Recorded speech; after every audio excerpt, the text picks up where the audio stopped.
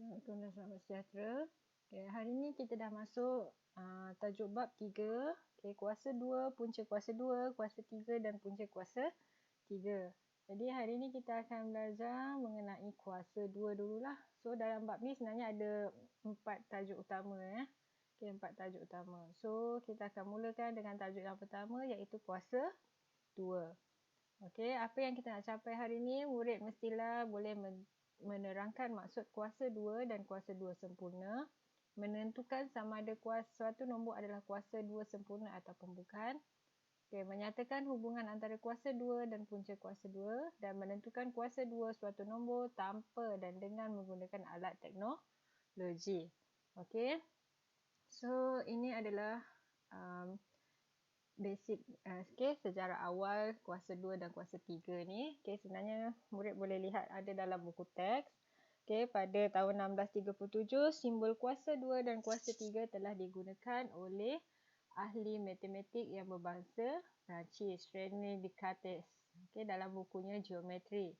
Jadi simbol punca kuasa 2 dan punca kuasa 3 pula telah diperkenalkan oleh seorang ahli matematik berbangsa Jerman, Christoph Rudolph pada tahun 1925 dalam bukunya Die Cross. Maksudnya yang diperkenalkan oleh Christoph Rudolph ni lah, tapi digunakan oleh René Descartes ni.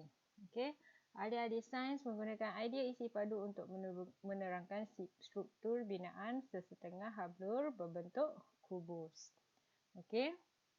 So kita lihat apa yang ni, tak perlulah kamu salin. Kita nak pergi kepada kuasa 2. Kuasa 2 dan kuasa 2 sempurna. Jika murid tahu kuasa 2, secara tak langsung murid akan tahu juga kuasa 2 sempurna. Jadi kalau dalam bahasa Inggeris, kuasa 2 ni ialah square. Kita akan sebut 2 square. 4 square. Square tu dalam bahasa Inggeris apa? Square ialah segi 4 sama. Jadi kuasa 2 sempurna ni sebenarnya dapat diketahui dengan mengira luas segi 4 sama. Contohnya kita ada satu segi 4 sama, dengan panjangnya 1 unit, lebarnya 1 unit. Jadi macam mana kita nak kira luas segi 4 sama ni? Murid tahu nak kira luas segi 4 sama ialah panjang darabkan dengan lebar dia. Untuk cari luas dia.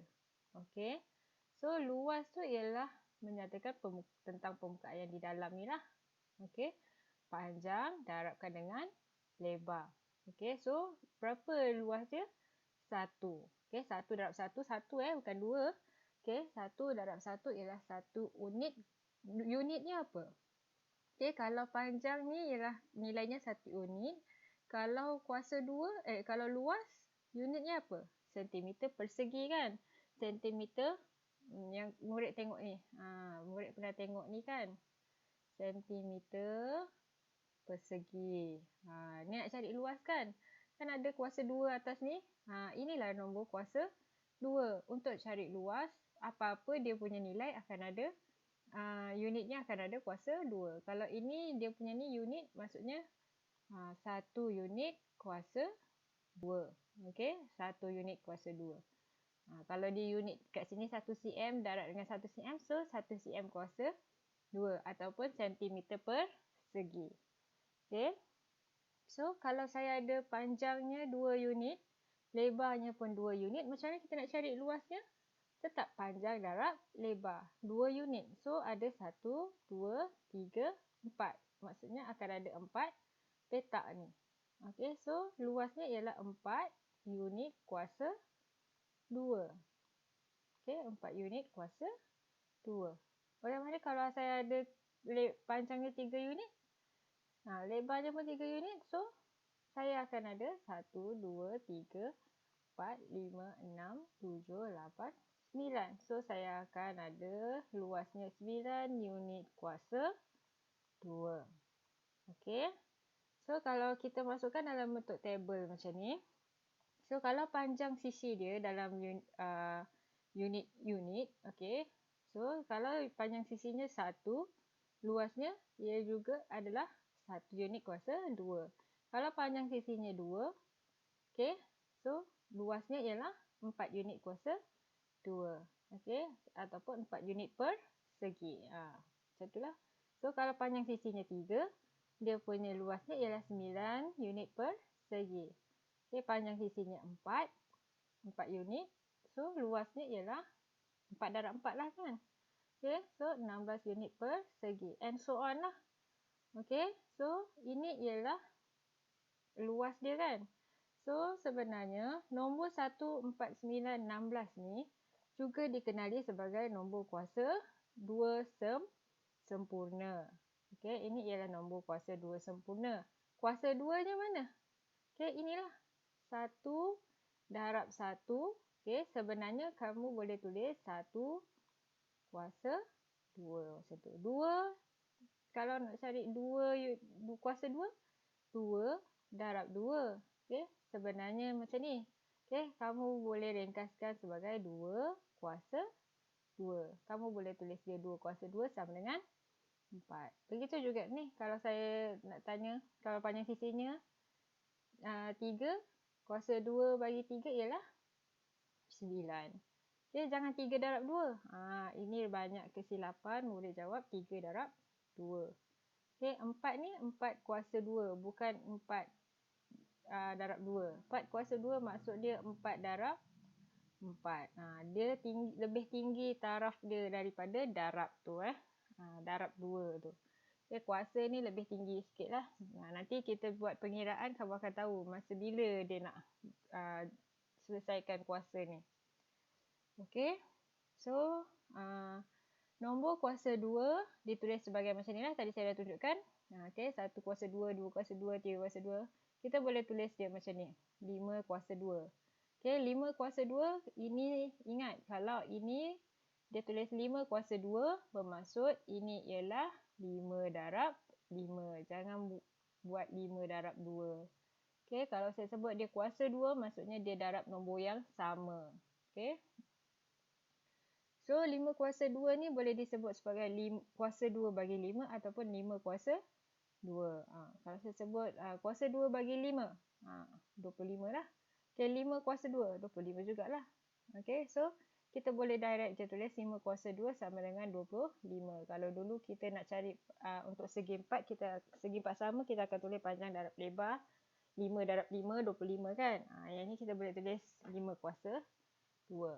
Okay, jadi kerja anda ialah menyenaraikan semua kuasa 2 semua kuasa 2 bagi 1 hingga 25. Okey, semualah. Maksudnya, mula dengan 1 kuasa 2, apa jawapannya? 2 kuasa 2, tadi kita dah buat kan? 2 kuasa 2, 4. 3 kuasa 2, 3 kuasa 2, 9, bukan 6. 4 kuasa 2, 8. Ya ke? Bukan. 4 kuasa 2 ialah 16. Okey, 5 kuasa 2, 25. Senaraikan sehinggalah murid jumpa nombor 25 kuasa 2. Okey. So, itu ialah kuasa 2 sempurna. Okey, jadi macam ni kita nak tentukan satu nombor tu kuasa 2 sempurna ataupun bukan. Okey, kita boleh gunakan cara pemfaktoran perdana. Okey, pemfaktoran perdana.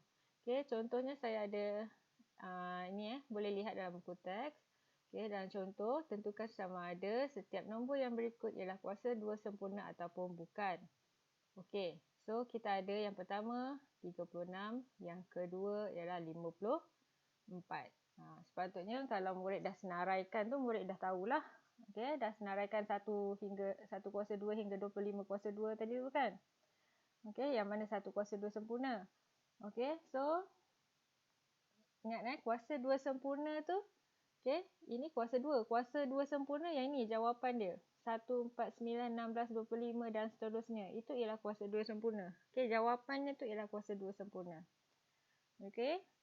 So, penyelesaian dia yang pertama kita buat kaedah pemfaktoran perdana. So, 36 ni kita pecahkanlah kepada 4 dan 9. So, 4 ni datang dari mana? 2, 9 datang dari 3. So, faktor perdana ni tadi boleh dikumpulkan dalam dua kumpulan yang sama. Okey, kenapa kita nak kumpulkan dua kumpulan yang sama? Okey, sebab ini ialah kuasa 2. Nombor yang sama didarabkan. So, maksudnya setiap nombor yang ada dalam situ, kita akan bagikan kepada dua kumpulan. Okey, katalah kamu ada banyak lagi, so bagikan lagi dalam dua kumpulan. Okey, seterusnya, katalah kita ada 54. Okey, 54, saya ada 6 dengan 9. So, saya pun buat pembahagi pemfaktoran perdana, pokok faktor. Okey, saya buat pokok faktor. So, saya ada 6, 9. Okey, 6 datang dari 2 dengan 3. 9 datang dari 3 darab 3. So, bila buat pemfaktoran perdana, okey, 2 darab 3 darab 3 darab 3. Saya tak boleh pun bahagi kepada dua kumpulan macam ni. Sebab 2 cuma ada 1 dan 3 ada 3. Jadi, saya tak boleh kumpulkan kepada dua kumpulan. Maka, bila tak boleh kumpulkan kepada dua kumpulan, 54 bukanlah kuasa 2 sempurna. So, itu adalah PDPR kita untuk hari ini.